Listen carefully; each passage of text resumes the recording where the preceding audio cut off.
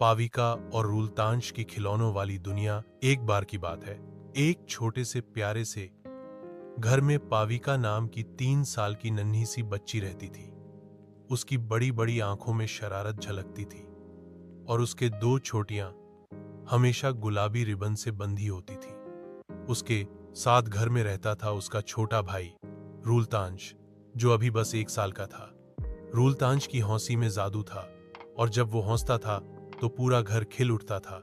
पाविका को खेलना बहुत पसंद था, खासकर अपने खिलौनों के साथ। उसके पास एक गुड़िया थी जिसका नाम उसने पिंकी रखा था और एक छोटी सी रसोई जिसमें वो नकली खाना बनाती थी। दूसरी ओर रूलतांश को रंग बिरंगे ब्लॉक्स और आवाज करने वाले खिलौने बहुत भाते थे।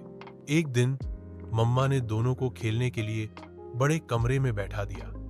पाविका अपनी गुड़िया के लिए चाय पार्टी बना रही थी और रूलतांश ब्लॉक्स को उठाकर गिरा रहा था।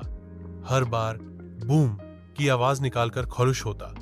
रुल्लू, देखो, ये पिंकी की चाय है, पाविका ने मुस्कुराकर कहा और एक प्लास्टिक का कप उसकी ओर बढ़ाया। रूलतांश ने कप पकड़ा, पहले उसे उल्टा करके देखा, फिर हंसकर नीचे फेंक दिया। धप, पाविका हंसी। अरे बाबा, ऐसे नहीं करते, और फिर से उसे कप पकड़ने दिया। लेकिन इस बार उसने पिंकी गुड़िया को रूलतांश की गोद में बिठा दिया। रूलतांश ने गुड़िया को पकड़कर उसके बाल खींचे और पाविका ने फौरन कहा, नहीं नहीं, धीरे। फिर उसने धीरे से उसका हाथ पकड़कर गुड़िया को प्यार से सहलाया। धीरे धीरे रूलतांश भी सीख गया। अब वो गुड़िया को थपकी देता और फिर ताली बजाता। इसके बाद दोनों ने ब्लॉक से एक छोटा सा घर बनाया। पाविका ब्लॉक्स को जोड़ती और रूलतांश उन्हें गिरा देता।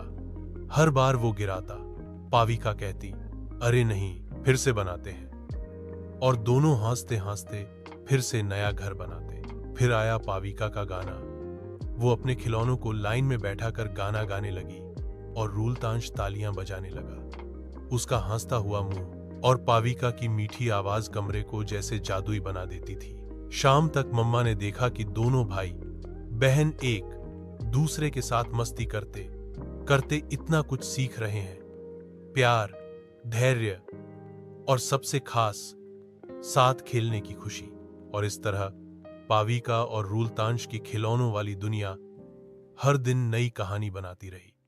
कभी गुड़िया की शादी, कभी ब्लॉक्स की बिल्डिंग, कभी नकली खाना, और कभी बस ताली बजाना और हंसते जाना।